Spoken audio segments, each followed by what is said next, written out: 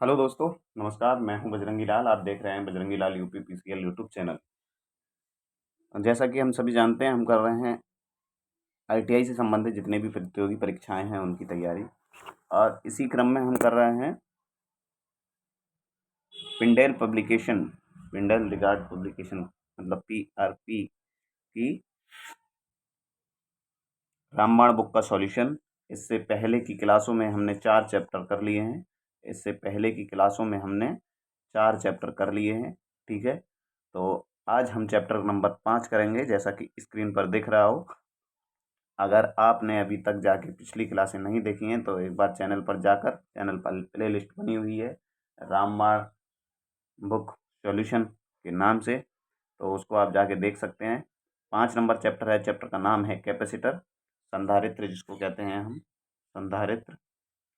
आज हम संधारित्र चैप्टर करेंगे और इसमें टोटल 133 प्रश्न हैं। कोशिश रहेगी कि एक ही वीडियो में सभी प्रश्न करा दिए जाएं। तो चलिए शुरू करते हैं। और क्लास की क्वालिटी कैसी है, आवाज़ कैसी है, दिख कैसा रहा है, और क्लास के अंत में ये ज़रूर बताएं कि आपके कितने प्रश्न सही थे। तो ठीक है, एक भाई ने कहा था कि आप क्लास को कुछ इस प्रकार रिकॉर्ड कीजिए कि उसमें सिर्फ क्वेश्चन दिखें, आंसर नहीं दिखें, आंसर क्वेश्चन होने के बाद दिखे। तो अब हमने उनकी ये जो शर्त है पूरी तरह मान ली है। अगर आप अच्छे सजेशन देंगे क्लास में और ज़्यादा सुधार लाने के लिए, तो वो उनको हम पूरा करेंगे, क्योंकि काम तो आप ही के लिए करना है। चलिए चलते हैं। पहला प्रश्न है, कैपेसिटेंस कलर कोडिंग में ब्राउन कलर को पहला डिजिट वैल्यू मान क्या होता है। तो देखो, कैपेसिटर की जो कलर कोडिंग होती है सेम प्रतिरोध के ही समान होती है। जैसे प्रतिरोध में कलर कोडिंग की जाती थी वी रॉय करके, वी रॉय ग्रेट ब्रिटेन। जो वी बच्चे तैयारी कर रहे हैं उन्हें सबको पता होगा वी रॉय क्या है। तो वी रॉय में वी क्या होता था, क्या होता था वी? ब्लैक या ब्राउन? देखो, पहला होता है ब्लैक, दूसरा होता है ब्राउन। तो ये 0 फिर 1, इन्होंने ब्राउन कलर का ही पहले पूछा है। लाल कलर कोडिंग में ब्राउन कलर, ब्राउन कलर के लिए कौन सा डिजिट दिया गया है? 1। तो ऑप्शन नंबर बी इस प्रश्न का सही आंसर हो जाएगा। अगला प्रश्न देखते हैं। अगला प्रश्न है, देखो उत्तर देख लीजिएगा। उत्तर में कैपेसिटेंस कलर कोडिंग प्रतिरोध के समान ही होती है, अतः ब्राउन कलर का कोड कितना होता है? 1। अगला देखो, समांतर संयोजन में जुड़ा कैपेसिटर निम्नलिखित में किसके जैसा होगा? कैपेसिटर और प्रतिरोध में थोड़ा सा चेंजेस ये है कि अगर 2 कैपेसिटर ऐसे श्रेणी में जुड़े हैं तो उनका, अगर ये C1 है और ये C2 है, और यहीं पे हम ले लेते हैं प्रतिरोध को। यदि 2 प्रतिरोध भी श्रेणी में जुड़े हैं, ये R1 प्रतिरोध है और ये R2 प्रतिरोध है, दोनों श्रेणी में जुड़े हैं, तो हम जानते हैं प्रतिरोध अगर श्रेणी में जुड़े हों, हम जानते हैं कि प्रतिरोध अगर श्रेणी में जुड़े हों, उनका टोटल प्रतिरोध आता है रिजल्टेंट प्रतिरोध R1 प्लस R2। जबकि अगर यही प्रतिरोध समांतर में जुड़े हुए होते, मान लेते हैं हम यही प्रतिरोध, ये 2 प्रतिरोध, इसमें से एक प्रतिरोध को क्या करें, मिटा देते हैं, मतलब इरेज कर देते हैं। ये वाला प्रतिरोध हमने इरेज कर दिया और इस प्रतिरोध को यहाँ पर कनेक्ट कर दिया, कुछ यहाँ पर, ठीक है, और ऐसे इनको कनेक्ट कर दिया, दोनों के पहले सिरे एक जगह, दूसरे सिरे एक जगह। तब इनका जो टोटल रेजिस्टेंस हो जाएगा वो क्या हो जाएगा? तब इनका टोटल रेजिस्टेंस हो जाएगा जनाब R बराबर R1 डॉट R2। ये हम मिटा ही देते हैं, दोबारा लिख देते हैं। टोटल रेजिस्टेंस R बराबर कितना हो जाता है, जानते हैं हम, R1 डॉट R2 मतलब गुणा R2 upon R1 plus R2। ठीक है, तो इनका उल्टा होता है, मतलब जो श्रेणी में प्रतिरोध का होगा वही समांतर में कैपेसिटर का होगा, और जो समांतर में कैपेसिटेंस का होगा वही श्रेणी में, सॉरी, जो समांतर में प्रतिरोध का होगा वही श्रेणी में कैपेसिटेंस का होगा। मतलब अगर ये श्रेणी में जुड़ रहे हैं तो इनके लिए प्रतिरोध वाला समांतर वाला सूत्र लगेगा। यहाँ श्रेणी में जुड़े हैं तो समांतर वाला सूत्र कौन सा लगेगा? C1 बराबर हो जाएगा C1 C2 upon C1 plus C2। ये सूत्र प्रतिरोध के श्रेणी के समान लग रहा है ना, नहीं लग रहा है ये वाला? आप बोलेंगे जी हाँ लग रहा है। तो यही इस प्रश्न में दिया था कि समांतर संयोजन में जुड़ा कैपेसिटेंस निम्नलिखित में से किसके जैसा होता है? श्रृंखला में जुड़े रेजिस्टेंस जैसा। कैसा? श्रृंखला में जुड़े रेजिस्टेंस जैसा। अगला देखते हैं 3 नंबर प्रश्न। माना कि एक वायु संधारित्र और अवरक्त संधारित्र के आयाम समान हैं। ठीक है। यदि अभ्रक संधारित्र की धारिता वायु संधारित्र की धारिता से 6 गुना अधिक है तो अभ्रक की अपेक्षित विद्युतशीलता क्या हो जाएगी? अपेक्षित विद्युतशीलता भी 6 गुना हो जाएगी। कितने गुना हो जाएगी? 6 गुना। समानुपाती होता है। यूपीपीसीएल TG2 25 जनवरी 2019 की सेकंड शिफ्ट में पूछा गया था। एक समांतर कैपेसिटर में 2 प्लेटें होती हैं जो किसके द्वारा पृथक होती हैं? समांतर संधारित्र में जो 2 प्लेटें होती हैं वो दोनों परावैद्युत के माध्यम से एक दूसरे से अलग रहती हैं। किसके माध्यम से? परावैद्युत के माध्यम से। किसके माध्यम से अलग रहती हैं? चौथे प्रश्न में विकल्प नंबर 3 सही हो गया। अगला देखो, बहुपरत सिरेमिक कैपेसिटर के इंसुलेशन प्रतिरोध मान को ओम, फैराड या किसमें दर्शाया जाता है? बहुपरत मतलब बहुत सी परतों वाला सिरेमिक कैपेसिटर है, उसका इंसुलेशन प्रतिरोध मान काय में दर्शाते हैं हम? ओम में दर्शाते हैं, फैराडे में दर्शाते हैं और किस में दर्शाते हैं? किस में दर्शाया जाता है? मेगा ओम में। हम मेगा ओम लिख दिया है, मेगा ओम में। किसमें? मेगा ओम में। तो विकल्प डी इस प्रश्न का सही आंसर होगा। अगला प्रश्न देखो, 6 नंबर प्रश्न।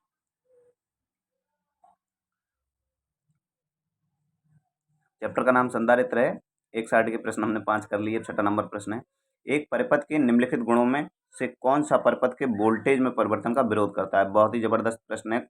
यूं कहें तो कॉन्सेप्ट है किसका? कैपेसिटर का। कैपेसिटर का ये जनाब कॉन्सेप्ट है भाई लोग, ये कैपेसिटर का कॉन्सेप्ट है।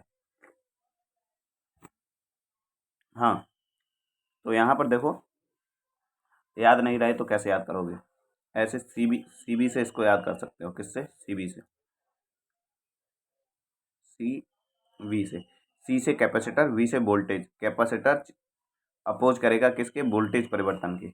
कैपेसिटर अपोज करेगा किसके? वोल्टेज परिवर्तन के। अब देखो, इंडक्टर अपोज करेगा किसके परिवर्तन के? धारा परिवर्तन के। धारा परिवर्तन के। अरे इंडक्टर को किससे प्रदर्शित करते हैं? एल से प्रदर्शित करते हैं और धारा को आई से प्रदर्शित करते हैं। तो इंडक्टर किसके अपोज करेगा? धारा परिवर्तन के। आई एल से याद कर सकते हैं। वैसे भी आप ये तो याद ही करते होंगे, आई एल। तो सी वी मतलब कैपेसिटर, वोल्टेज परिवर्तन का विरोध। एल मतलब, या एल एल आई से याद कर ले सकते हैं, एल आई। इंडक्टर मतलब धारा परिवर्तन के विरोध। ठीक है। तो कैपेसिटर किसके परिवर्तन का विरोध करता है? मतलब इन्होंने पूछा है वोल्टेज परिवर्तन का विरोध कौन करता है? तो प्रेरक या धारिता, प्रवाहकता, प्रवाहक तत्व या फिर प्रतिरोध या रिलक्टेंस। तो विकल्प नंबर 20 प्रश्न का सही आंसर हो जाएगा। धारिता। धारिता क्या करती है?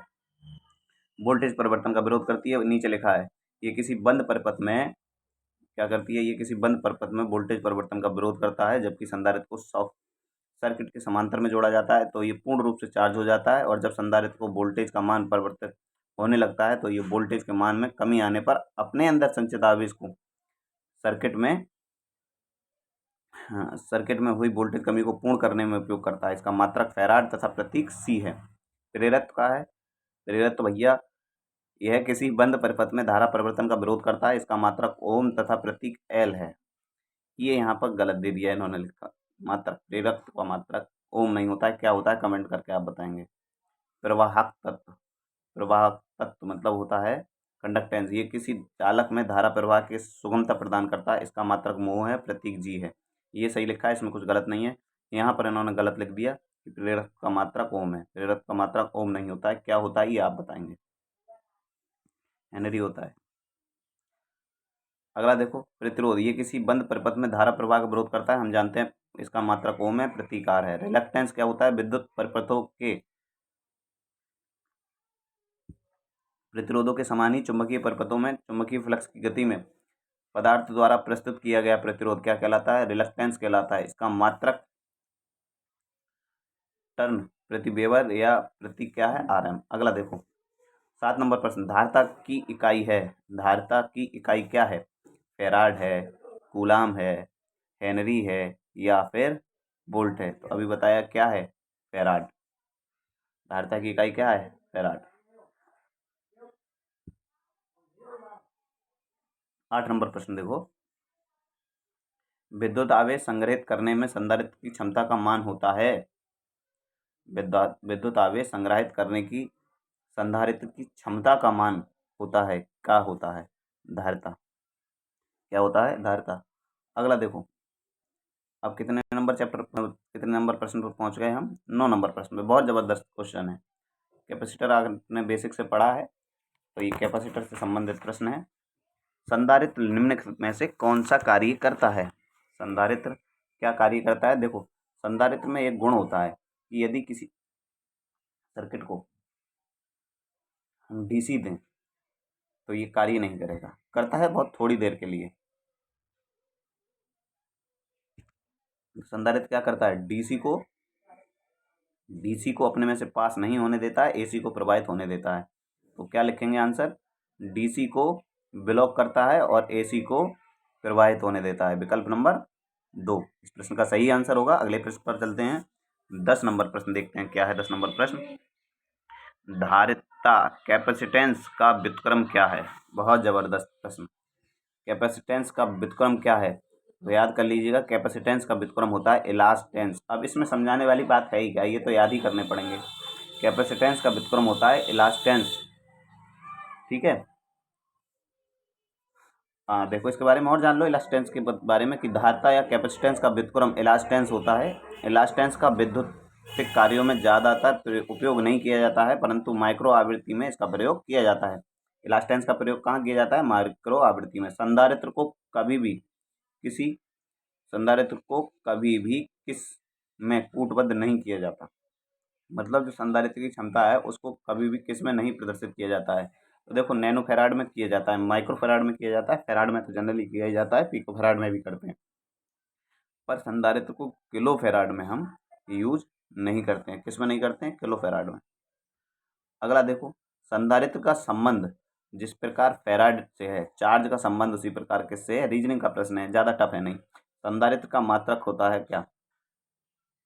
फैराड। उसी तरह चार्ज मतलब आवेश का मात्रक क्या होता है? कूलम। विकल्प नंबर 1 12 नंबर प्रश्न का सही आंसर होगा, ठीक है। अगला देखो, निम्नलिखित में से कौन सा घटक विद्युत आवेश के रूप में ऊर्जा संग्रहित करता है? तो आवेश के रूप में ऊर्जा संग्रहित कौन करता है? संधारित्र। कौन करता है? संधारित्र। प्रश्न नंबर 13 का तीसरा नंबर विकल्प सही आंसर है। 14 नंबर प्रश्न देखते हैं। शुद्ध संधारित्र में अपव्यय होने वाली पावर क्या होती है? प्योर कैपेसिटर में जो खर्च अपव्यय होने वाली पावर है वो क्या होगी? तो शून्य होती है। शून्य क्यों होती है? पढ़ो इसके बारे में। हाँ, शुद्ध संधारित्र में अपव्यय नगण्य होता है। कितना होता है? नगण्य होता है, जिसके कारण इसमें पावर लॉस शून्य होता है। शुद्ध संधारित्र को आदर्श संधारित्र भी कहा जा सकता है। संधारित्र में आंतरिक तापन भी नहीं होता है, क्योंकि इसमें लीकेज प्रतिरोध का मान क्या होता है? शून्य। अगला देखो, 15 नंबर प्रश्न। एक डाइइलेक्ट्रिक भाग जिसमें दो कंडक्टर प्लेटें एक खाली स्थान द्वारा अलग की गई हों और जो चार्ज की एक निश्चित मात्रा को स्टोर करने में सामर्थ है, उसे क्या कहा जाता है? पूरी तो कैपेसिटर की इन्होंने परिभाषा लिख दी यहाँ पर बस। कैपेसिटर कौन से विकल्प पे है? चौथे विकल्प पे। टेक्निकल हेल्पर में पूछा गया था 25 अगस्त 2018 को। तो अगला प्रश्न देखते हैं, 16 नंबर प्रश्न। 16 नंबर प्रश्न, हाँ देखो ये वाला सूत्र ज़्यादा इंपॉर्टेंट है, तो ये अगर आप कॉपी पेन लेके बैठे हैं तो ये वाला सूत्र लिख लें। C बराबर epsilon naught A upon d. A क्या है? क्षेत्रफल है प्लेटों का, और प्लेटों के बीच की दूरी है d। अगला देखो, शॉर्ट कैपेसिटर के लिए ओम मीटर का पाठ्यांक क्या होगा? मतलब अगर कैपेसिटर शॉर्ट हो गया है तो ओम मीटर क्या पाठ्यांक दर्शाएगा? क्या दर्शाएगा? शून्य। अरे उनके बीच में रेजिस्टेंस तो कुछ है ही नहीं। शॉर्ट हो जाना मतलब एक दूसरे को परस्पर जुड़ जाना, और जब जुड़ जाएंगे तो रेजिस्टेंस जीरो दिखाएगा। ओम मीटर रेजिस्टेंस मापता है, जीरो दिखाएगा, ठीक है। अगला देखो, 17 नंबर प्रश्न। निम्नलिखित में से संधारित्र कौन सा प्रकार है? संधारित्र का प्रकार कौन सा है? देखो, पेपर संधारित्र होते हैं, डाइलेक्ट्रिक संधारित्र, इलेक्ट्रोलाइटिक संधारित्र होते हैं, माइका होता है, सिरेमिक होते हैं, ये सब संधारित्र के प्रकार हैं, ठीक है। अगला देखो, 18 नंबर प्रश्न। एक कैपेसिटर संधारित्र सामान एक पेपर कैपेसिटर, ये एक पेपर कैपेसिटर सामान्य तौर पर किस रूप में उपलब्ध होता है? तो पेपर कैपेसिटर किस रूप में उपलब्ध होता है? रोल्ड फाइल के रूप में। किसके? रोल्ड फाइल के रूप में। अगला देखो, एक परिवर्तनीय धारिता वह है जिसकी धारिता, परिवर्तनीय धारिता वह है जिसकी धारिता हम क्या कर सकते हैं? देखो विकल्प में ही दिया है, हाथ, विकल्प में दे दिया है यहाँ पर, हाथ से या यांत्रिक बल द्वारा बदली जा सकती है। मतलब परिवर्तनीय धारिता कौन सी है जिसको हाथ से या बल से बदला जा सकता है? एक संधारित्र पर रेटिंग कितनी दी है? 25, और वोल्टेज कितना दे दिया है? 12। और इसके टर्मिनलों के समीप प्लस चिन्ह भी लगा दिया है। तो ये कौन सा कैपेसिटर है? कौन सा है? पोलराइज। कौन सा होगा? पोलराइज होगा। प्लस व माइनस के दोनों चिन्ह होंगे तो ये पोलराइज वाला होगा। यहाँ पर लिख दिया है क्या? पॉलीकार्बोनेट। ठीक है, पॉलीकार्बोनेट। अगला देखो, निम्नलिखित में से कौन सा ध्रुवीकृत कैपेसिटर है? ध्रुवीकृत ध्रुवीकृत कैपेसिटर कौन सा है? तो टेटलम इलेक्ट्रोलाइटिक कैपेसिटर जो होते हैं, इलेक्ट्रोलाइटिक प्रकार के कैपेसिटर जो होते हैं वो ध्रुवित कैपेसिटर हैं। ठीक है, अगला देखो 22 नंबर, इनमें से कौन सा कैपेसिटर में अपेक्षाकृत कम सेल्फ होता है? कम सेल्फ। तो इनमें से जो इलेक्ट्रोलाइटिक कैपेसिटर है उसमें कम कम सेल्फ होता है। क्यों होता है? देखो डिटेल में पढ़ लो। यहाँ पर इलेक्ट्रोलाइटिक कैपेसिटर में अपेक्षाकृत कम सेल्फ होता है। इलेक्ट्रोलाइटिक कैपेसिटर अधिक मान का होता है जबकि पेपर कैपेसिटर कम मान का होता है। ठीक है, और ये भी पता लग गया हमें इलेक्ट्रोलाइटिक और पेपर कैपेसिटर में कौन कम मान का होता है, कौन का अधिक मान का होता है। तो पेपर कैपेसिटर जो होता है वो कम मान का होता है और इलेक्ट्रोलाइटिक कैपेसिटर अधिक मान का होता है। निम्नलिखित आकृति में किस प्रकार के संधारित्र को दर्शाया गया है? देखो, ये जो संधारित्र है हमें जनरली देखने को मिलता ही है और ये यूपीपीसीएल इस प्रकार के प्रश्न पूछता है। अब तो चित्र देने लगा यूपीपीसीएल। ये कौन सा कैपेसिटर है? तो ये है इलेक्ट्रोलाइटिक विद्युत अपघट्य संधारित्र। कौन सा? विद्युत अपघट्य संधारित्र। 23 प्रश्न हो गए हैं। 24 नंबर प्रश्न है, एक ट्रिमर संधारित्र एक परवर्ती संधारित्र है जो कि के लिए प्रयुक्त होता है। मतलब जो ट्रिमर संधारित्र है उसको हम किसके लिए प्रयोग करते हैं? तो इसको हम प्रयोग करते हैं सर्वश्रेष्ठ सुग्राह्यता के लिए रेडियो ट्यूनिंग में। ट्रिमर संधारित्र जो प्रयोग किया जाता है ना, अधिकांश रेडियो सर्किट में प्रयोग किया जाता है।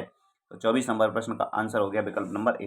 अगला देखो, निम्नलिखित में से किस कैपेसिटर का जीवन काल अपेक्षाकृत कम होता है?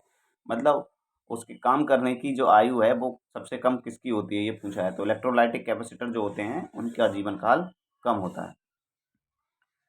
अब देखो 26 नंबर पेज है, प्रश्न है, सिंगल फेज मोटर में उपयोग किया जाने वाला परिवर्तक संधारित्र स्टार्टिंग कैपेसिटर निम्नलिखित में से कौन सा है? ALP CVT 2 में पूछा गया था। सिंगल पेज के जो पंखे हैं उनमें इलेक्ट्रोलाइटिक विद्युत अपघटनी संधारित्र का प्रयोग किया जाता है। कौन से संधारित्र का?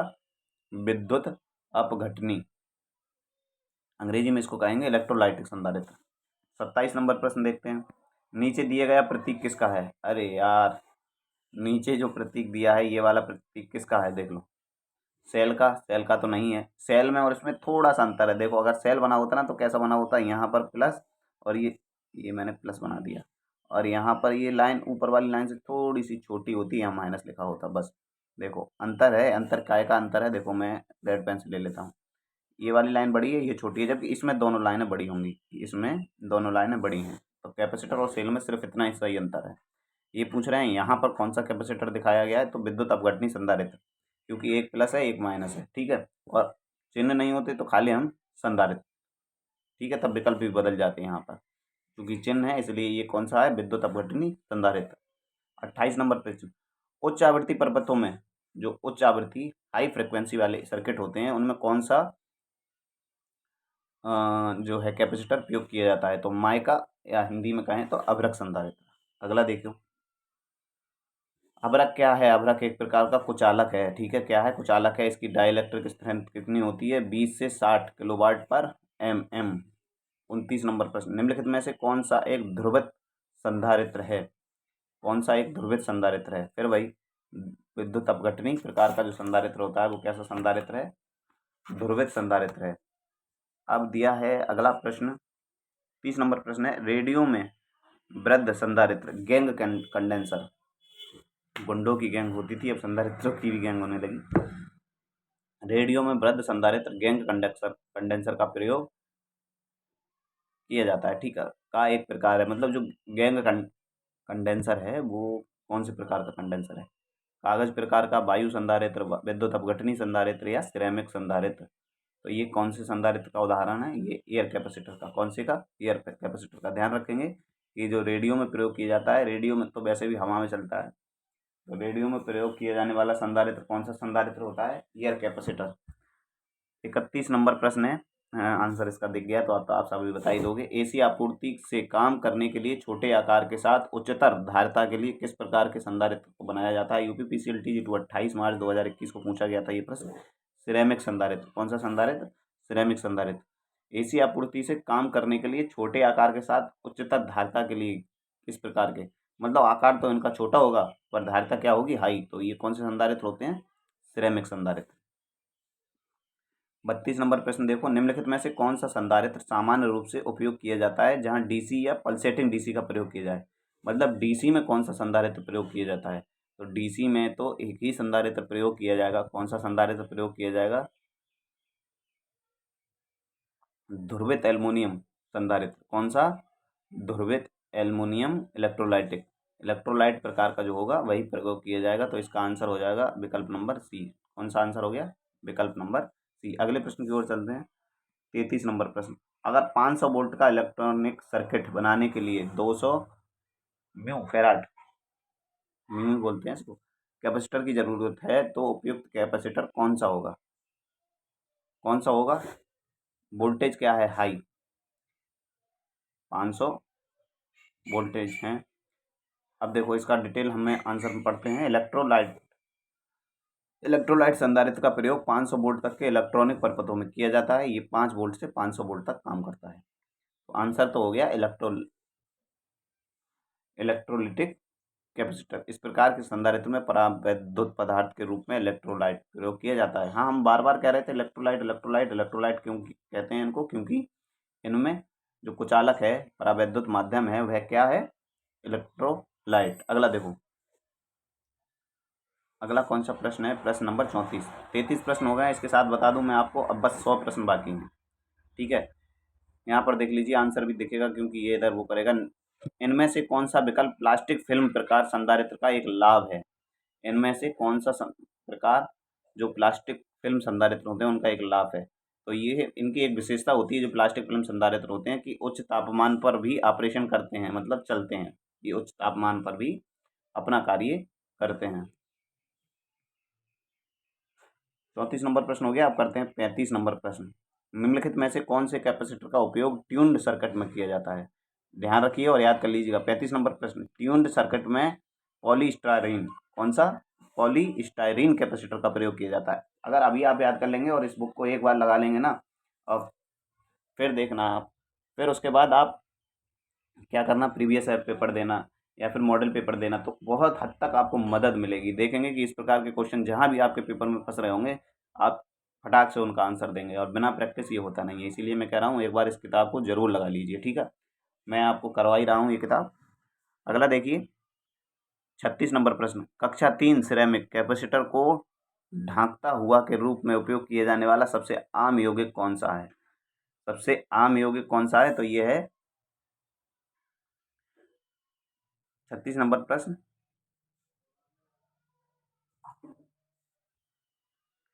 Ceramic capacitor.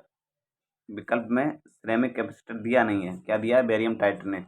इसकी धारिता कितनी होती है? 1 से 5 फैराड तक, पिको फैराड तक, तथा 16 से 100 पिको फैराड तक, तथा 200 वोल्टेज तक होती है। इसका उपयोग रेडियो तथा टीवी में किया जाता है। कौन सा? सिरेमिक। सिरेमिक इनमें विकल्प में दिया नहीं है, तो सिरेमिक देते तब ना, यहाँ बेरियम टाइट्रेट दिया है। गलत टाइपिंग हो गई है, टाइपिंग मिस्टेक है किताब से। उच्च आवृत्ति के लिए, अभी तो बोला उच्च आवृत्ति के लिए हिंदी में लिखा हुआ था अभ्रक और यहाँ पे लिखा है सिरेमिक। तो उच्च आवृत्ति के लिए कौन से का प्रयोग करेंगे? सिरेमिक कैपेसिटर का। 33 नंबर प्रश्न हो गया। 38 नंबर प्रश्न, कैपेसिटर की प्लेटों पर आवेश किस व्यंजक द्वारा प्रदर्शित किया जाता है? आवेश, तो देखो क्यू से संबंधित 3 सूत्र हैं। एक होता है क्यू बराबर आई टी, एक बराबर होता है क्यू बराबर एम ई, और तीसरा कौन सा होता है? तो ये होता है क्यू बराबर सी वी, जहाँ पे सी कैपेसिटेंस और बी वोल्टेज है। तो इन्होंने वही कहा है कि कैपेसिटर की प्लेटों पर आवेश कौन से इनमें से कौन सा वो सूत्र है जिससे हम आवेश दर्शाते हैं? तो ये दर्शाते हैं क्यू बराबर सी वी से। अब देखो क्यू बराबर सी वी कहाँ लिखा है? क्यू बराबर सी वी कहाँ पे लिखा हुआ है? तो ये लिखा है विकल्प नंबर सी में। 38 नंबर प्रश्न हो गया। 39 नंबर प्रश्न, दिष्ट धारा आपूर्ति की गलत ध्रुवता से विद्युत अपघट्ट प्रकार के संधारित्र के जुड़ने पर क्या होगा? मतलब हमको इलेक्ट्रोलाइटिक कैपेसिटर मिला, और उसको हमें प्लस से प्लस देना था, माइनस से माइनस देना था, पर गलती बस भूल बस क्या हुआ, माइनस वाले को प्लस से जोड़ दिया और प्लस वाले को माइनस से जोड़ दिया। तब कैपेसिटर क्या करेगा, ये इन्होंने पूछा है। क्या करेगा कैपेसिटर भैया, क्षतिग्रस्त हो जाएगा। क्या हो जाएगा, क्षतिग्रस्त हो जाएगा, खराब हो जाएगा। क्या हो जाएगा, क्षतिग्रस्त हो जाएगा, खराब हो जाएगा। धारिता का विमीय सूत्र क्या है, देखो निकाल भी लोगे वैसे, Q बराबर सी वी से। धारिता का निकालना है तो C बराबर हो जाता है Q अपॉन V। अब देखो Q अपॉन V, मैं तो कहूँगा निकालने से अच्छा डायरेक्ट याद ही कर लो आप, तो अच्छा रहेगा। धारिता का जो विमीय सूत्र है वो क्या होता है ना, तो ये होता है m-1 l-2 T⁴ a²। बस याद करना है। धारिता का क्या होता है, मुझे तो याद है m-1 l-2 T⁴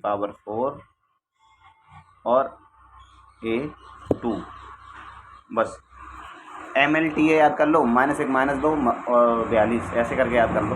देखो ऐसे भी याद कर सकते हो MLTA, फिर इसकी -1, इसकी पावर -2, इसकी 4 और 2, ऐसे MLTA याद करो पहले, फिर इनको याद कर लो -1 -2 42। बस किसका है, कैपेसिटेंस का, धारिता का। 41 नंबर प्रश्न, एक कैपेसिटर की समांतर प्लेटों के बीच की दूरी बढ़ा देने पर इसकी धारिता का मान क्या होगा। देखो कैपेसिटर के लिए मैंने एक सूत्र अभी थोड़ी देर पहले बताया था कि ये सूत्र है ε0 A/D। ए क्या है, प्लेटों का क्षेत्रफल, डी क्या है, दोनों प्लेटों के बीच की दूरी। इन्होंने कहा बीच की दूरी बढ़ा दी, ये व्युत्क्रमानुपाती में है। जब बीच की दूरी बढ़ाएंगे तो कैपेसिटेंस क्या हो जाएगा, घट जाएगा ना। क्या हो जाएगा, घट जाएगा। ठीक है, तो विकल्प नंबर 20 प्रश्न का सही है। टेक्निकल हेल्पर में भी पूछा गया है, UPRBNL में भी ये पूछा गया है। देखो फिर अगला प्रश्न भी इसी से संबंधित है। मैंने अभी बताया था आपको, ये वाला सूत्र लगेगा। डी क्या है, दोनों प्लेटों के बीच की दूरी, मतलब कैपेसिटर में दो प्लेटें लगी होती हैं कुछ इस प्रकार से, एक दूसरे से दूर कुछ इस प्रकार से। तो ए क्या है, ए इनका क्षेत्रफल है, ये वाला टोटल, ये वाला। ठीक है, और डी क्या है, इन दोनों के बीच की दूरी। ठीक है, अगला देखो, अगला है यदि किसी कैपेसिटर की समांतर प्लेटों का अलगाव आधा बट गया है, मतलब क्या कर दिया है, आधा कर दिया है। ठीक है, तब इसकी धारिता पर क्या प्रभाव पड़ेगा। C बराबर हम जानते हैं A/D होता है, ε0 में लिख नहीं रहा हूँ, कोई बात नहीं। चलो अब D को क्या कर दिया, आधा कर दिया। तो D को जब आधा कर दिया तो अब ये D, जब हम इसको हल करेंगे तो D जाएगा ऊपर, ये 2 जाएगा ऊपर मल्टीप्लाई में, तो C बराबर क्या हो जाएगा 2A/D। तो कितने गुना हो गया ये पहले की अपेक्षा, 2 गुना। कितना हो जाएगा, 2 गुना। अगला देखो 43 नंबर, एक संधारित्र की धारिता को प्रभावित करने वाला कारक कौन सा है। देखो संधारित्र की धारिता होती है वो 3 चीज़ों से प्रभावित होगी, या तो उनके बीच के माध्यम से ε0, फिर प्लेटों के क्षेत्रफल से और दूरी से। 1 2 3, देखो प्लेटों के मध्य अवरोधक से, इससे भी प्रभावित होगी, प्लेटों के क्षेत्रफल से, तुल्य परावैद्युतांक से भी होगी। विकल्प नंबर डी में ये सभी विकल्प एक साथ दे दिए गए हैं, प्लेटों के मध्य अवरोधक, प्लेटों का क्षेत्रफल, तुल्य परावैद्युतांक। तो विकल्प नंबर डी इस प्रश्न का सही आंसर होगा। क्लास कैसी लग रही है जरूर बताइए, और अभी तक आपके कितने क्वेश्चन सही हो गए हैं ये भी बताइए, और ये मुझे बता दीजिए कि आप देखेंगे क्लास को या नहीं देखेंगे। मेहनत बहुत होती है रिकॉर्ड करने में, वैसे ही पूरे दिन की निजी व्यस्तता में से समय निकाला जाता है आपके लिए। अगर आपको क्लास अच्छी लग रही हो तभी हम आगे चलाएंगे। ठीक है, अगर आप देख रहे हैं वैसे तो अच्छा रिस्पांस मिल रहा है आपकी तरफ को से देखने को। 44 नंबर प्रश्न है, एक समांतर एनोडी संधारित्र, क्या दिया है, एक समांतर एनोडी संधारित्र में अगर प्रत्येक एनोड के क्षेत्रफल को दोगुना और परावैद्युतांक को आधा कर दें तो क्या होगा, परावैद्युतांक को आधा कर दें तो धारिता पर क्या प्रभाव पड़ेगा, बस ये है।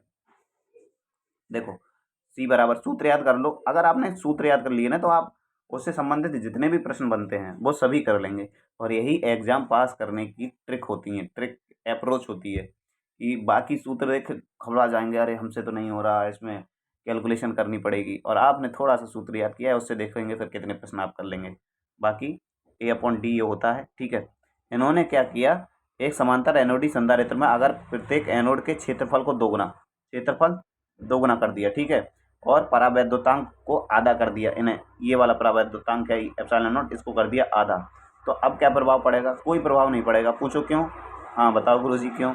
इसलिए नहीं पड़ेगा कि मल्टीप्लाई में होते हैं सब, इस वाले 2 से इस वाले ये 2 कट जाएंगे, तो सूत्र तो हमारा फिर भी वही रहा, सी बराबर epsilon not a by D. क्या होगा, कोई परिवर्तन नहीं होगा, धारिता में कोई परिवर्तन नहीं होगा।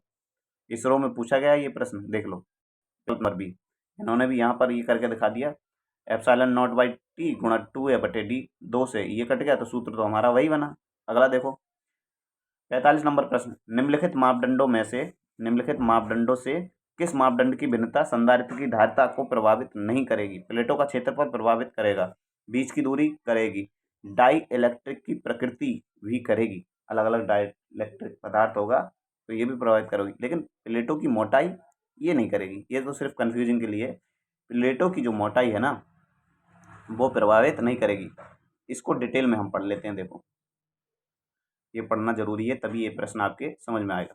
संधारित्र की धारिता को प्रभावित करने वाले जो कारक हैं वो निम्नलिखित हैं। हमने बताया प्लेटों के क्षेत्रफल के सीधे समानुपाती होती है, सी एफ अनुपाती है, ठीक है। पहला लाइन तो ये हो गई, अर्थात कैपेसिटर के प्लेटों के क्षेत्रफल को अगर हम बढ़ाएंगे तो कैपेसिटेंस बढ़ेगा, घटाएंगे तो घटेगा।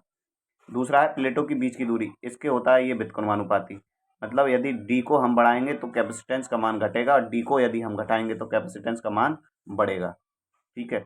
फिर है प्लेटों के मध्य भरे गए इंसुलेशन प्रकृति के पदार्थ पर, इंसुलेशन जो भरा जाता है उसी के आधार पर तो कैपेसिटर का नाम दिया जाता है। जैसे डाइलेक्ट्रिक माध्यम है तो वो कहलाएगा डाइलेक्ट्रिक कैपेसिटर, माइका भरा हुआ है बीच में तो माइका कैपेसिटर, ठीक है। सिरेमिक है तो सिरेमिक कैपेसिटर, तो ये भी निर्भर करेगा। अगला है कैपेसिटर की धारिता आवृत्ति के मान पर निर्भर नहीं करती, किसके मान पर निर्भर नहीं करती? आवृत्ति के मान पर निर्भर नहीं करती, ध्यान रखेंगे।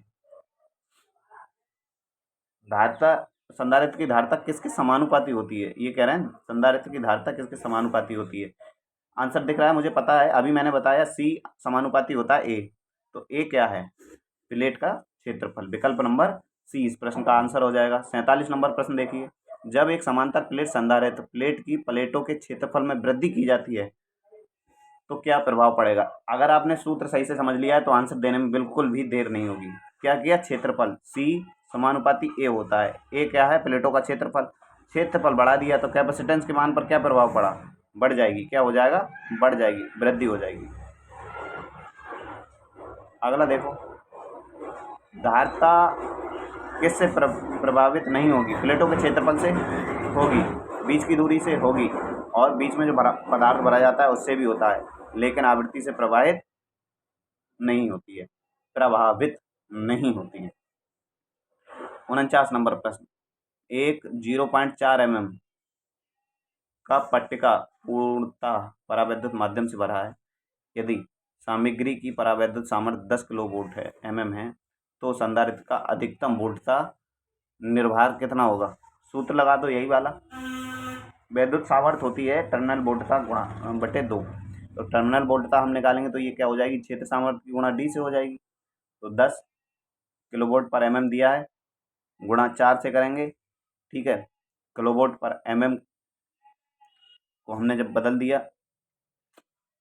ठीक है, उसके बाद 0.4 जो मान दिया था वो लगा दिया, तो कितने वोल्ट आ गया? 400। अगला प्रश्न देखते हैं, ये कुछ चित्र दिया है, इसमें डाइलेक्ट्रिक माध्यम है, इंडिविजुअल प्लेट्स हैं, प्लेट ए और प्लेट बी, तो दिया है उपयुक्त मल्टीप्लेट संधारित्र प्रत्येक का प्लेट क्षेत्रफल ए है और दोनों के बीच की दूरी 2 है, तो इसमें सूत्र क्या होगा? सूत्र पूछ रहे हैं। प्लेट का क्षेत्रफल इन्होंने माप तो कुछ दी नहीं है, 8 एप्सिलॉन ए बाई डी, अगर इसकी माप देते तब तो ये समझ में आता, माप इन्होंने दी नहीं है तो कैसे समझोगे? चलिए इसका एनालिसिस करके दोबारा देखते हैं, बाकी सभी सूत्र तो सेम ही हैं।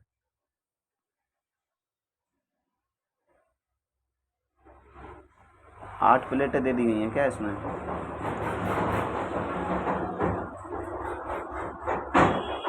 हाँ, 8 प्लेटें हैं, प्रत्येक लाइन एक प्लेट को दर्शा रही है, 1 2 3 4 5 6 7 8, ठीक है। तो इसीलिए अब एक चीज़ नई और सीखे हम, जितनी प्लेट होंगी उतना यहाँ पे मल्टीप्लाई हो जाएगा, ठीक है। अगला देखो, प्लेट मतलब परतें हैं।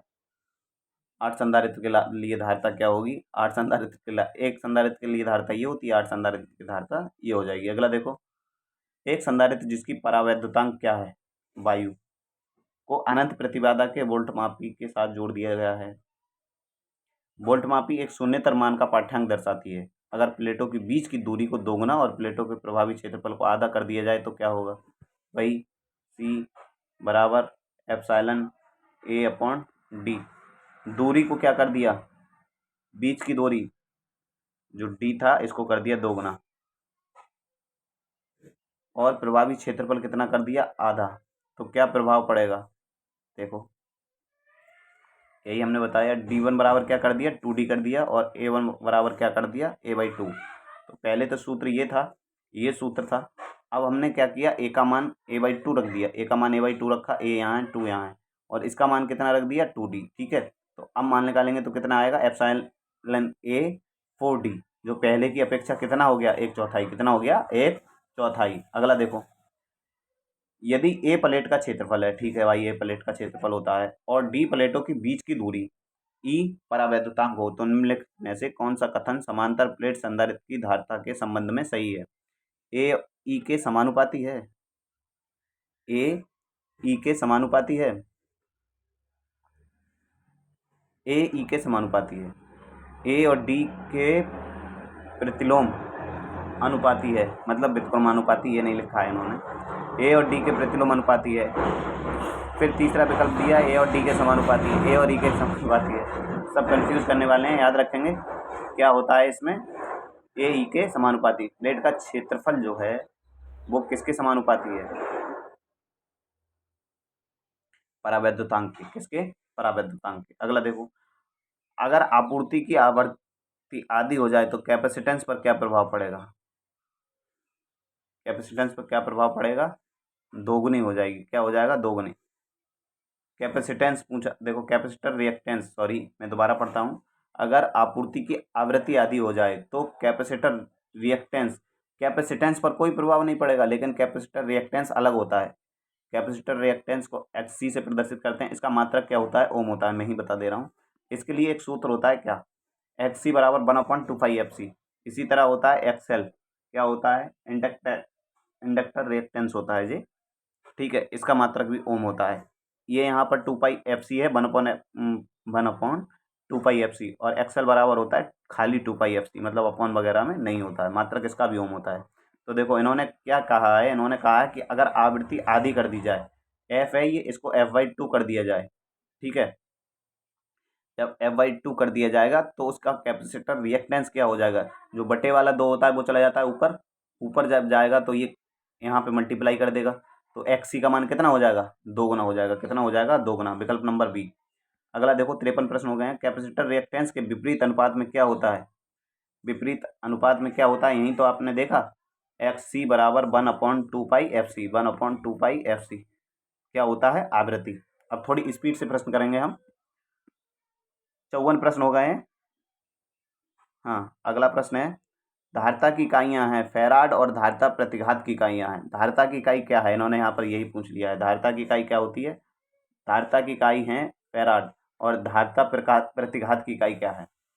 देखो प्रश्न में दिखाया दिया है कि जो कैपेसिटेंस होती है उसकी यूनिट फैराड है, तो धारितीय प्रतिघात जो अभी बताया था XC, इसका मात्रक क्या होता है, ओम। अगला देखो 56 नंबर प्रश्न, 1 मेगाहर्ट्ज पर XC का मान कितना है, 100 ओम के लिए कैपेसिटेंस की आवश्यकता कितनी होगी। तो देखो XC का मान कितना दे दिया, 100 ओम। कितना दिया है, 100 ओम। और F का मान कितना दे दिया, 1 मेगाहर्ट्ज। 1 मेगाहर्ट्ज मतलब 10⁶ हर्ट्ज। तो C पूछा है, सूत्र लगाएंगे कौन सा वाला, ये वाला। C बराबर क्या होगा, 1/2πfxc। अभी बताया 1/2πfxc। देखो 2 की जगह 2 ही रखा है, पाई की जगह 3.14, F की जगह 10⁶, और C की जगह, XC की जगह कितना रखा है इन्होंने, 100। मल्टीप्लाई करके निकालेंगे तो कितना आएगा, 1.6 pf। अगर ये भी मल्टीप्लाई ना करनी आती है तो कमेंट करके बता देना, मैं बता दूंगा कैसे मल्टीप्लाई की जाती है इस प्रकार की संख्याओं की। 57 नंबर प्रश्न है, 140 संधारित्र को जब 250 वोल्ट 50 हर्ट्ज की आवृत्ति से जोड़ा जाता है तब धारा का मान क्या होगा। बहुत ज़बरदस्त प्रश्न है। धारा पूछिए, देखो यहाँ पर धारा हम जानते हैं I बराबर होता है V/R। V तो है, लेकिन R ना होकर यहाँ पर प्रतिरोध की तरह क्या होता है, XC। तो I एक्स सी का मान कितना दिया है, देखो एक्स सी का मान दिया नहीं है, तो एक्स सी का मान सबसे पहले हम निकालेंगे, एक्स सी का मान निकालेंगे।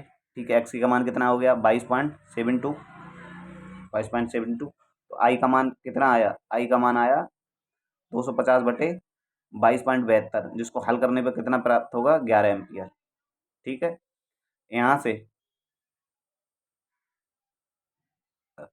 आप पहले एक्स सी का मान ज्ञात करेंगे, एक्स सी के मान के बाद आई का मान ज्ञात करें। एक कंडेंसर 280 वोल्ट 50 हर्ट्ज पर एम्पियर लेता है। कंडेंसर का मान क्या है, देखो चित्र भी बना के दिखाया गया है। कितनी धारा ले रहा है, कंडेंसर पूछा है, देखो फिर वही एक्स सी बराबर क्या है बी अपॉन आई। एक्स सी की जगह एक्स सी का मान रखा, बी की जगह पर बी का मान रखा 280, आई का मान ये दिया है, ये मान रख दिया। एक्स सी बराबर होता है 1/2 एफ सी।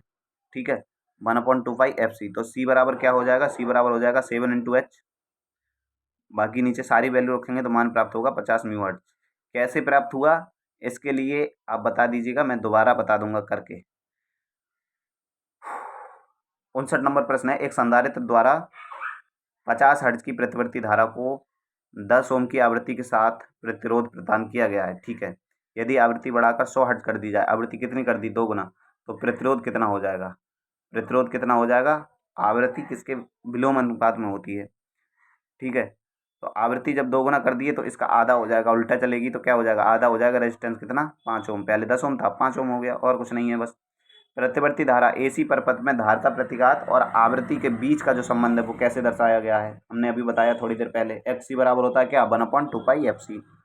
अगला देखो, धारता प्रतिघात एक्स सी बनाम आवृत्ति एफ का एक ग्राफ कैसा होता है, तो ये होता है आयताकार परवल है, आयताकार परवल है, अति परवल है, आयताकार अति परवल है, सॉरी। अगला देखो, ये कुछ इस प्रकार का बनता है। ठीक है, हाइपरबोला जिसको हिंदी में बोलते हैं। 1/ओमेगा सी, एक्स सी बराबर होता है 1/ओमेगा सी, तो एक्स सी बराबर 1/2 एफ सी आ गया। अगला देखो, एक शुद्ध कैपेसिटर परपथ में यदि कोई सप्लाई आवृत्ति में 1/4 की कमी कर दे तो विद्युत धारा के मान में क्या होगा, 1/4 की जब कमी कर देंगे तो ये 1/4 कम हो जाएगी, क्या हो जाएगी, 1/4 कम। वही जब लागू वोल्टेज की आवृत्ति में वृद्धि की जाती है तो धारतीय प्रतिघात के मान में क्या परिवर्तन होगा, कम हो जाएगा, क्या हो जाएगा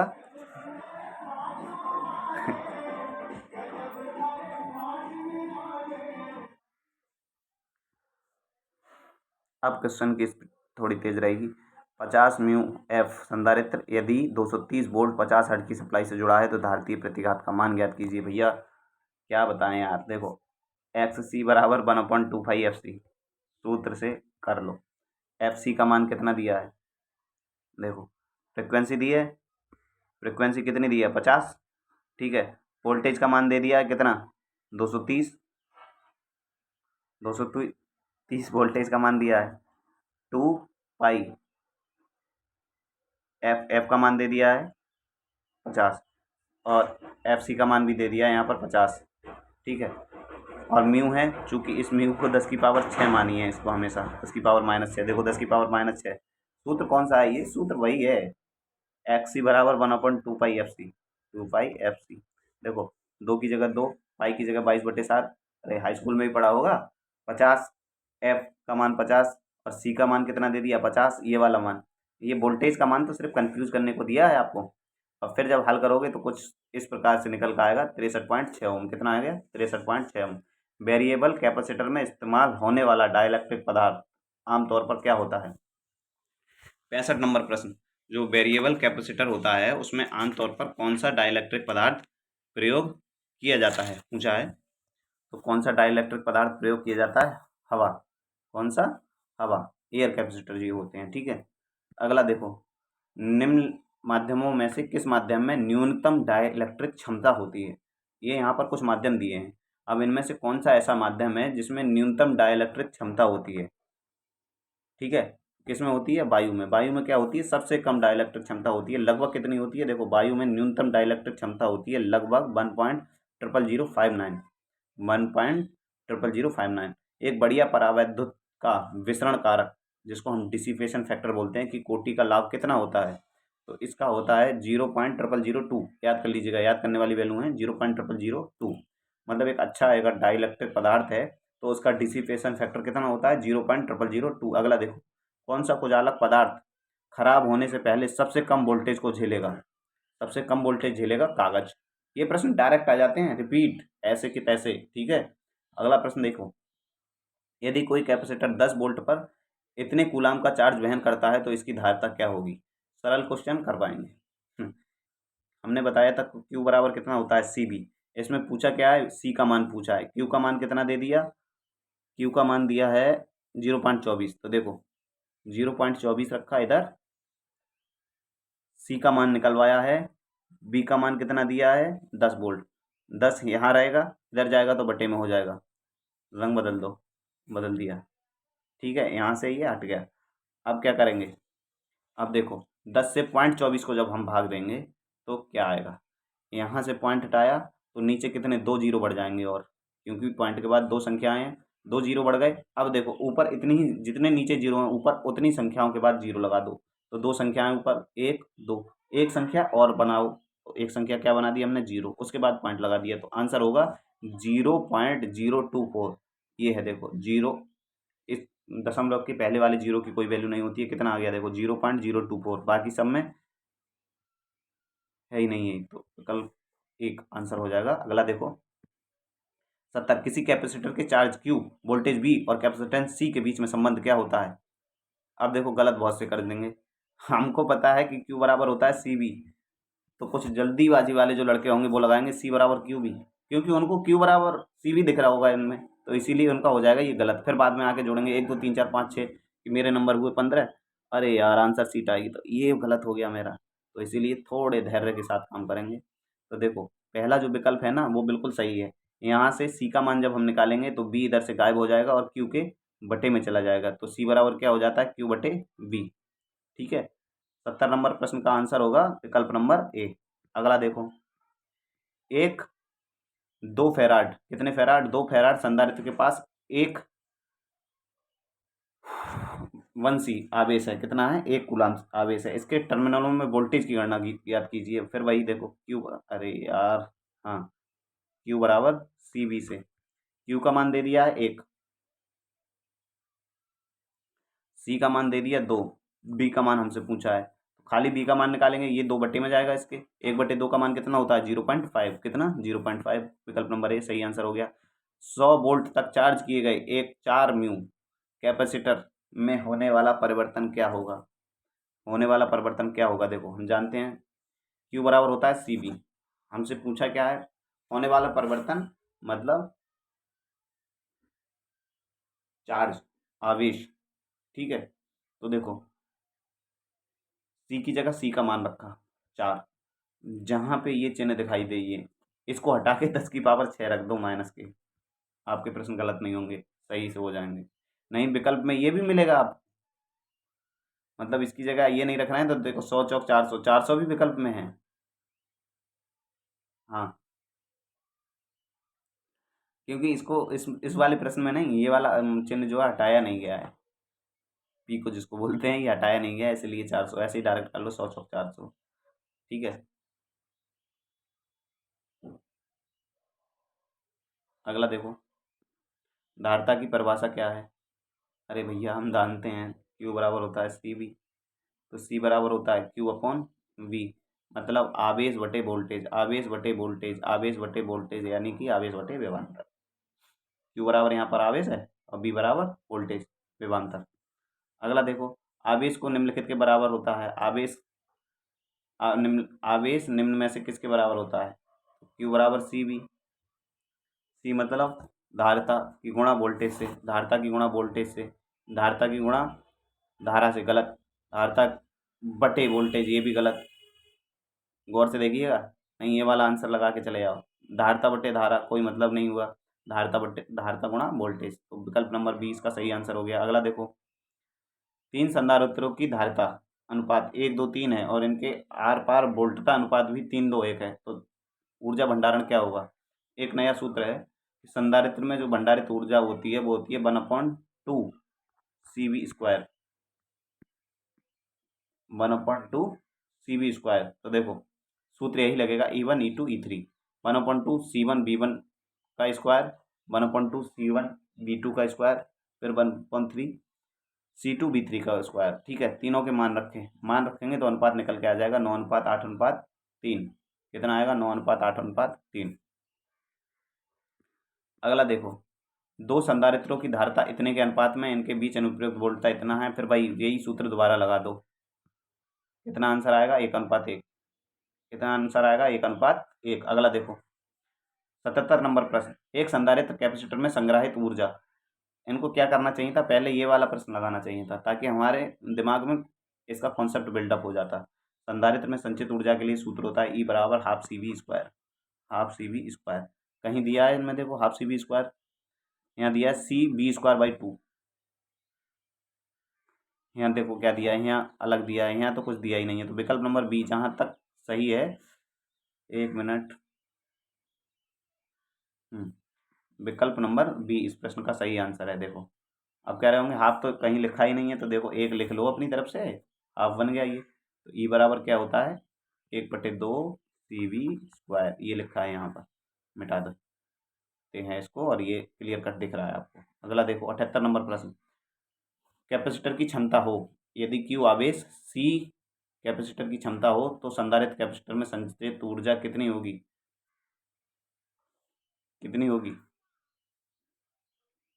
हाफ CV²।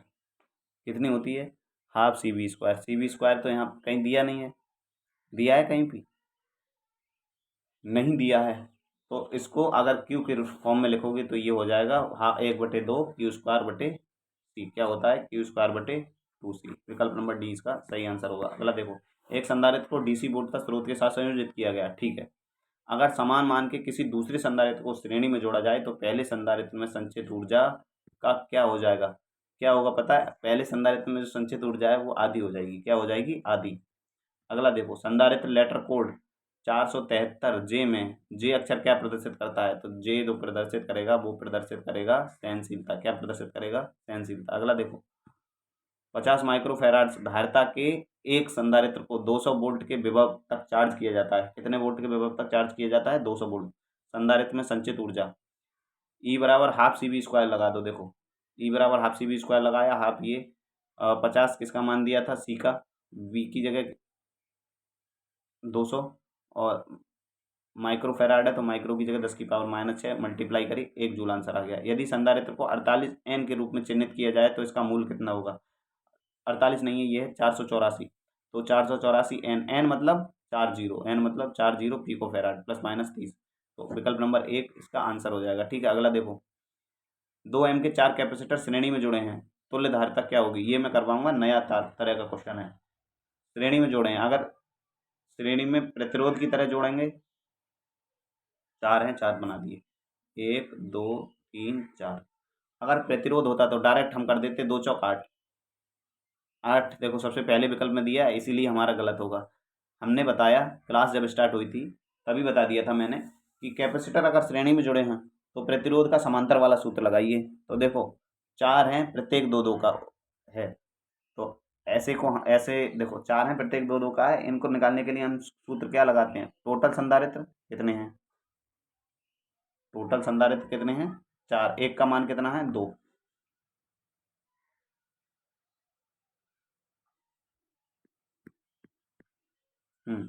ये वाला सूत्र लगाएंगे, समांतर वाला सूत्र। 1/C बराबर 1/C1 1/C2 C3 C4, तीनों का मान रख लिया, चारों का। तो 1 1 1 नीचे जब एक जैसी संख्या प्राप्त हो तो ऊपर वाली को जोड़ देते हैं, तो कितनी आ गई? कितनी आ गई? 4। 4/2। तो 2 दूनी 4, यहाँ तो 2 आना चाहिए। देखो इनकी मैथमेटिक्स भी गलत है, इनकी मैथमेटिक्स भी गलत है, इसीलिए तो मैं कंफ्यूज हो रहा था। मैंने कहा ये इन्होंने कर कैसे दिया।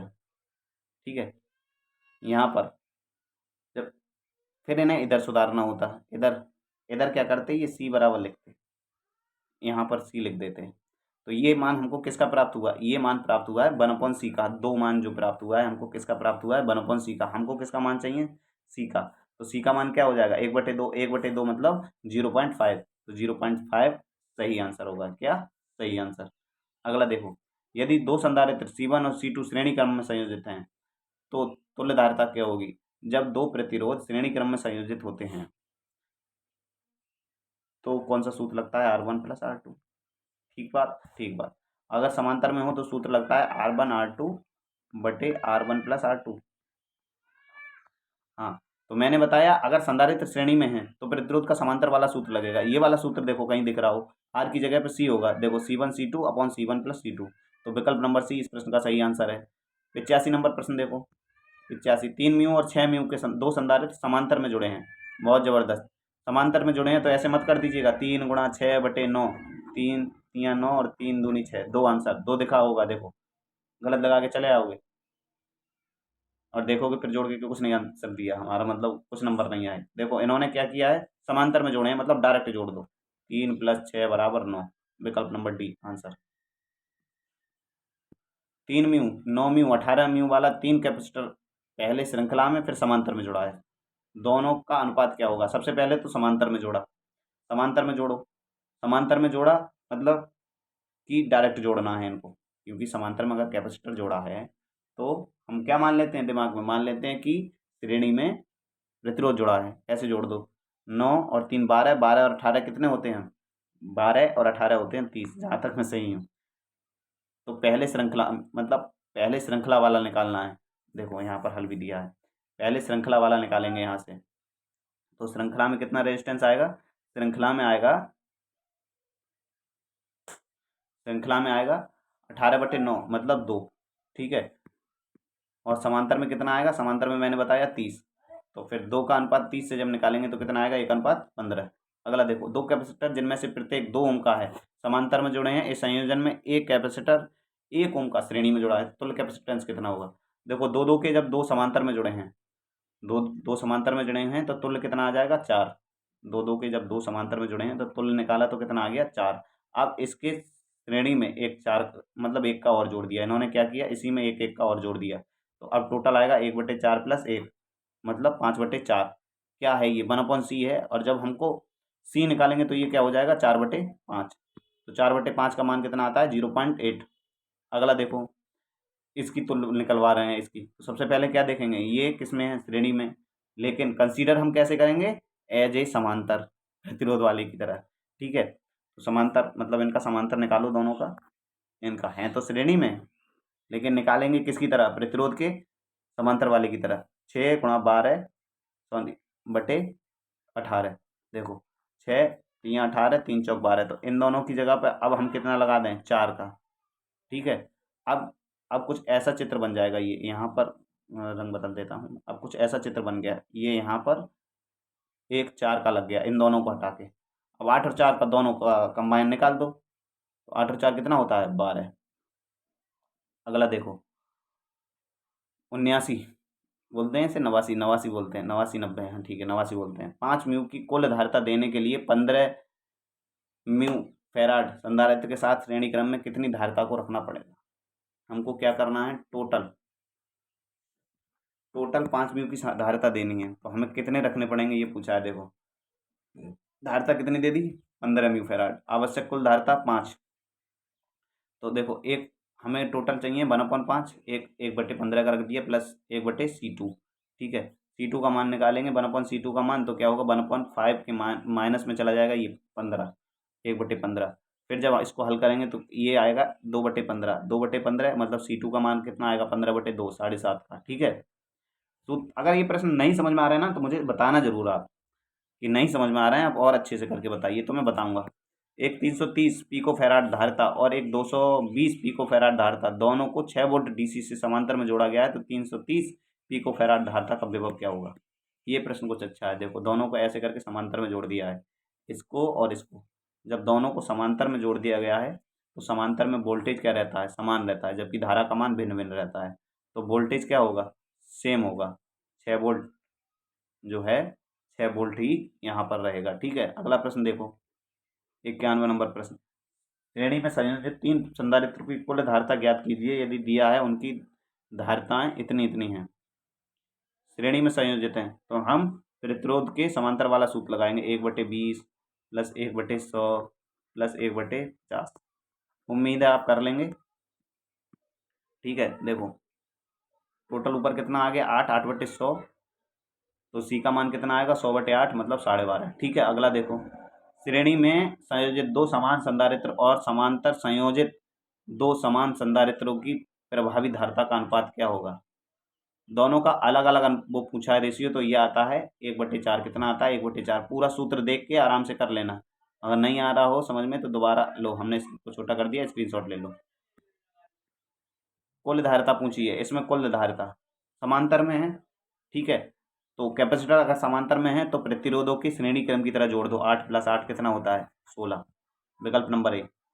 यूपीपीसीएल TG2 नवंबर 2014 में पूछा है, जब स्विच बंद हो तो दोनों परिपथों में किस किस समय नियतांक का अनुपात ज्ञात करो। देखो ये स्विच दिया है, यदि ये स्विच इन्होंने बंद कर दिया, क्लोज कर दिया, तो पूछ रहा है कि दोनों परिपथों में जो समय नियतांक का मान है वो क्या है। दो स्विच अलग अलग दिए हैं, देखो इसमें भी एक स्विच है। ठीक है, तो देखो समय नियतांक का मान क्या होता है, टो होता है R1C1। तो देखो वैल्यू रखेंगे 300, आर का मान 2 और C1 का मान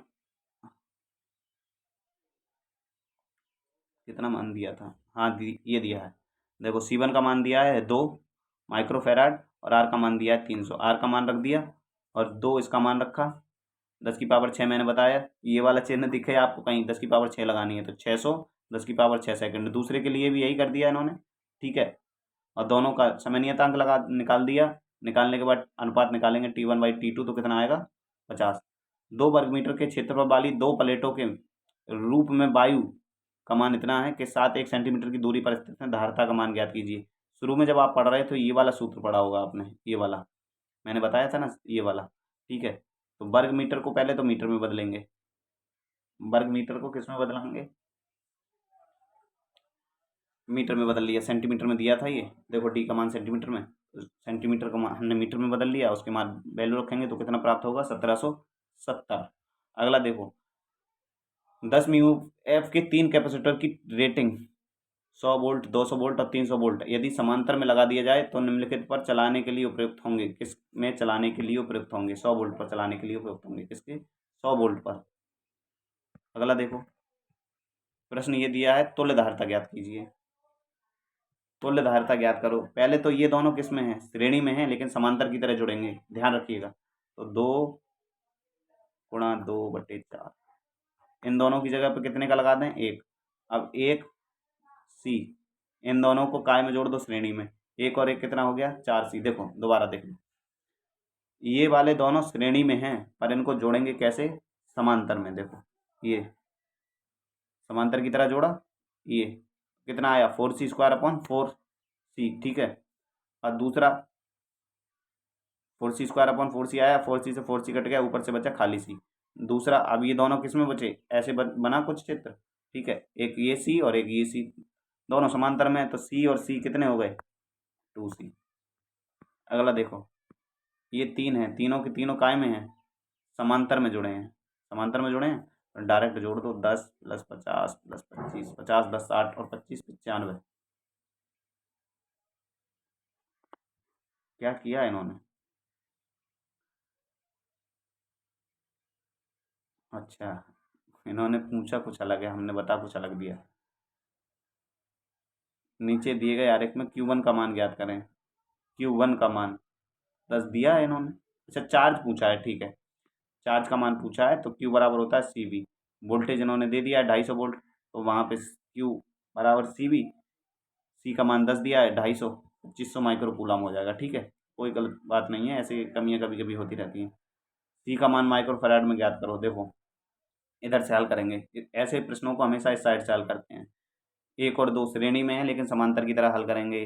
जब इन दोनों का निकल आए फिर इसके, ठीक है, फिर इन तीनों का निकल आएगा, फिर इसके साथ निकालेंगे, फिर इसके साथ निकालेंगे। आंसर कितना प्राप्त होगा देखो, कुछ दिया भी होगा बुक में करके। क्लास बहुत लंबी हो चुकी है, 1 घंटे 4 मिनट तो अभी तक रिकॉर्ड कर चुका हूँ। चाय भी नहीं पी है बीच में, ना ही पानी पिया एक बार, तो गला जो है थोड़ा सूख सा रहा है। ठीक है, देखो इन्होंने करके दिखाया है, अच्छे विद्यार्थी हैं आप, मुझे उम्मीद है कर लेंगे। एक प्रतिरोध संधारित्र RC श्रेणी पर पथ 200 वोल्ट DC आपूर्ति से जुड़ा है। एक समय नियतांक के बाद संधारित्र पर कितनी वोल्टता होगी। टाइम कांस्टेंट के बाद जो वोल्टता हो जाएगी वो हो जाएगी 126.4। अगला देखिए 100 प्रश्न हो गए हैं, अब थोड़ी स्पीड और तेज होगी। केवल 10 माइक्रोफैराड का संधारित्र उपलब्ध होने पर 12 माइक्रोफैराड की समतुल्य धारिता बनाने के लिए संधारित्र की न्यूनतम आवश्यकता कितनी होगी? कितने संधारित्र लगाने पड़ेंगे? 6 लगाने पड़ेंगे। कैसे लगाएंगे ये देख लो यहाँ सर्किट में। अगला देखो, 2 सेकंड के लिए 2 मिली एम्पियर की अपवर्ती धारा 20 माइक्रोफैराड संधारित्र को आवेशित करती है। संधारित्र को आवेशित करने में निम्नलिखित में से कौन सा सही है? संधारित्र को आवेशित करने में 0 से 200 वोल्ट तक की चरघातांक की वृद्धि होती है। अगला 103, एक संधारित्र जो तुलनात्मक रूप से लंबे समय तक बैटरी में जुड़ा रहता है कौन सा संधारित्र कहलाता है? आवेशित संधारित्र। 103 नंबर, एक 30 माइक्रोफैराड की धारिता वाला संधारित्र 200 वोल्ट डीसी स्रोत से संयोजित है। कम से कम आवेशन विद्युत धारा कितनी होगी? कितनी होगी? जब संधारित्र पूर्ण रूप से आवेशित होगा सबसे कम धारा लेगा, ठीक है, फुल तरह से जब चार्ज होगा तो। वैसे संधारित्र क्या करता है, ये वाली लाइन देखो, संधारित्र कुल 3 समय में चार्ज होता है। प्रारंभ समय में 63.20% चार्ज होता है, अंतिम रूप से 7% चार्ज होता है, ठीक है। संधारित्र पहले धारा का मान अधिक लेगा एवं धीरे धीरे धारा का मान कम होता जाएगा। आगे देखो भाई, 3.2 किलोवाट बटे 5 HP 440 RPM कृषि पंप मोटर को सुधार हेतु लगभग इतने ऊर्जा लैग उत्पन्न करता है। kVAR में लगभग संधारित्र का मान ज्ञात कीजिए। कितना आएगा? 0.95 लैग ऊर्जा उत्पन्न करने के लिए kVAR में 2.5 मिलीएम्प का संधारित्र। कितना? 2.5। कौन सा विकल्प है? विकल्प नंबर बी। पूरी तरह से आवेशित संधारित्र में विद्युत धारा के प्रवाह क्या होता है? अगर फुल चार्ज है तो विद्युत धारा का प्रवाह क्या हो जाएगा? रुक जाएगा। 107 नंबर, कौन सा उपकरण लोअर लैगिंग शक्ति गुणक के लिए उत्तरदायित्व नहीं है? ठीक है, कैपेसिटर। कैपेसिटर तो क्या करता है? पावर फैक्टर इंप्रूव करता है। एक शॉर्ट सर्किट का वोल्टेज कितना होता है? शॉर्ट संधारित्र का वोल्टेज जो होता है कितना होता है? 0। अगला देखो 109 नंबर, शक्ति सुधार के लिए जो संधारित्र प्रयोग में किए जाते हैं उनकी क्षमता कितनी होती है? काय में होती है? kVAR में। अगला है, संधारित्र लगाने के लिए सबसे उपयुक्त स्थान कौन सा है? प्रेरक भार के टर्मिनलों पर। इंडक्टर जो लोड होता है उसके टर्मिनलों पर लगता है संधारित्र। अगला देखो, संधारित्र कैपेसिटर का उपयोग सामान्यतः किया जाता है। कहाँ किया जाता है? पावर फैक्टर इंप्रूव करने के लिए, मैंने बताया। 112, किसी जयाविक्रिय वोल्टता स्रोत में संधारित्र श्रृंखला के रूप में जोड़ा गया संधारित्र तथा प्रतिरोधक पर विचार करें। संधारित्र के आर पार की वोल्टता प्रतिरोध के आर पार की वोल्टता की तुलना में थीटा डिग्री कोण बनाती है, तो थीटा का मान कितना आएगा? -90°। अगला देखो, अरे वोल्टेज और धारा के बीच में जो एंगल होता है वो पूछा है, कितना होता है? 90, -90। माइनस इसलिए क्योंकि धारा वोल्टेज से 90 डिग्री पीछे रहती है इसमें। मैंने बताया देखो 3 चीज़ें होती हैं, आर एल सी, ठीक है। आर में धारा और वोल्टेज सेम फेस में रहते हैं, एल में पीछे रहती है धारा और सी में धारा आगे रहती है वोल्टेज से, ठीक है। एक शुद्ध कैपेसिटेंस एसी सर्किट के लिए निम्नलिखित में से कौन सा सही है? कैपेसिटेंस में मैंने क्या बताया? आई लीड्स करती है बी बाई 90 डिग्री, मतलब लीड्स मतलब आगे, लैग मतलब पीछे। आई आगे होती है 90 डिग्री वोल्टेज से। अगला देखो, एक शुद्ध संधारित्र धारितीय सर्किट में धारा वोल्टेज से धारा के और शक्ति गुणक होता है। धारा क्या होती है? वोल्टेज से अग्रगामी होती है और वोल्ट शक्ति गुणक कितना होता है? 0 होता है। कितनी डिग्री अग्रगामी होती है? तो 90 डिग्री। 115, संधारित्री भार कैपेसिटर लोड जोड़ने पर शक्ति गुणक पावर फैक्टर क्या हो जाता है? अग्रगामी हो जाता है। तभी तो संधारित्र का प्रयोग पावर फैक्टर इंप्रूवमेंट के लिए किया जाता है। अगला देखो 116 नंबर, श्रृंखला प्रतिरोधी कैपेसिटर सर्किट में क्या होता है? करंट वोल्टेज को निर्धारित करता है। क्या करता है? करंट वोल्टेज को निर्धारित करता है। एक आरसी सर्किट में एसी करंट होती है, एक आरसी सर्किट में एसी करंट क्या होती है? लागू वोल्टेज का नेतृत्व करती है। नेतृत्व मतलब आगे चलेगी तो नेतृत्व ही करेगी। संधारित्र समांतर समूहकरण के संबंध में निम्नलिखित में से कौन सा सही है? संधारित्र का वोल्टता निर्भर आपूर्ति वोल्टता BS से अधिक होना चाहिए। दूसरा दिया है, ध्रुवीकृत संधारित्रों के मामले में ध्रुवता को बनाए रखना चाहिए। अध्रुवीकृत संधारित्रों के मामले में ध्रुवता को बनाए रखना चाहिए। संधारित्र की वोल्टता निर्धार आपूर्ति वोल्टता BS का आधा होना चाहिए। कुछ समझ में आया? ये प्रश्न छोड़ने वाले होते हैं। अगर मैं एग्जाम देता तो इनको छोड़ता, दोबारा में करता, पहली बार में इस प्रश्न को करता नहीं। वैसे इसका आंसर विकल्प नंबर ए और 2 दोनों सही हैं। एक संधारित्र कैपेसिटर को किस रूप में जोड़ा जाए ताकि वह एसी मोटर का शक्ति गुणांक मान बढ़ जाए? तो मोटर के साथ काय में जोड़ेंगे? समांतर में जोड़ेंगे। ये भी ध्यान रखिए कि कैपेसिटर को जो है पावर फैक्टर इंप्रूव करने के लिए हम काय में जोड़ते हैं, श्रेणी में या समांतर में? तो समांतर में जोड़ते हैं। समांतर में क्यों जोड़ते हैं? देखो, लोड का शक्ति गुणक का मान बढ़ जाएगा। सिंगल फेज मोटर एक फेज दो भागों में विभक्त करने के लिए भी इसका प्रयोग किया जाता है।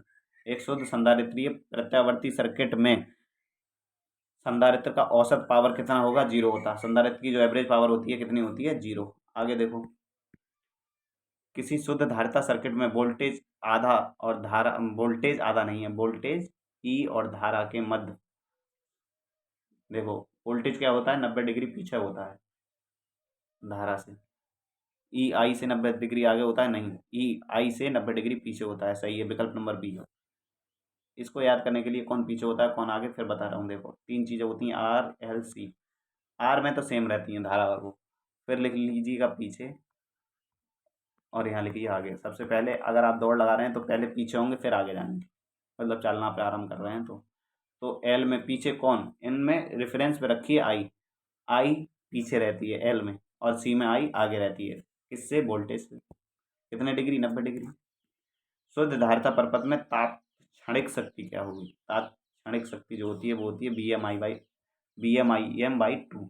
अभी नहीं समझ में आ रहा है तो AC थ्योरी वाला जो चैप्टर है उसमें का ये क्वेश्चन है, दे दिया गया है बस यहाँ पे, और कुछ नहीं है। अगला देखिए, 123 नंबर। एक रेडियो अभिग्राही में हम ट्यूनिंग नियंत्रित करने के लिए किसी भी वांछित स्टेशन को ट्यून करना है। ऐसा करके हम क्या परिवर्तित कर रहे हैं? धारिता। अगर आपको अपनी मर्जी का रेडियो स्टेशन बजाना है, वो कहते हैं हेलो नावेद वगैरह, बहुत सारे रेडियो जॉकी आते हैं, उनको अगर अपनी मर्जी के अनुसार लगाना है तो रेडियो ट्यून करेंगे, बार बार ट्यून करेंगे, मतलब क्या बदल रहे हैं? उसकी धारिता। अगला देखो, परीक्षण के लिए किसी मोटर से कैपेसिटर निकालते समय क्या सावधानी बरतनी चाहिए? झटके से बचना है। पूर्ण शॉक से बचने के लिए कैपेसिटर को डिस्चार्ज कर देना चाहिए। क्या करना चाहिए? डिस्चार्ज। निम्नलिखित निम्न दिए गए एम्पलीफायरों में से कौन से ट्यूनिंग के लिए चरम कैपेसिटर का प्रयोग किया जाता है? तो कौन से? आरएफ कैपेसिटर का प्रयोग किया जाता है। कौन से का? आरएफ का। 126 नंबर। इलेक्ट्रोस्टैटिक उपकरण में प्रयुक्त कैपेसिटर गुणक का उपयोग निम्नलिखित में किसकी माप के लिए किया जाता है? तो इसका माप की उच्च एसी वोल्टता के लिए। अगला देखो, एक संधारित्र के आंतरिक तापन के लिए आमतौर पर किसे जिम्मेदार माना जाता है? लीकेज प्रतिरोध। किसको जिम्मेदार माना जाता है? लीकेज प्रतिरोध। 128 नंबर। अगर किसी कैपेसिटर के डाइलेक्ट्रिक को एक सुचालक पदार्थ में बदल दिया जाए तो क्या हो जाएगा?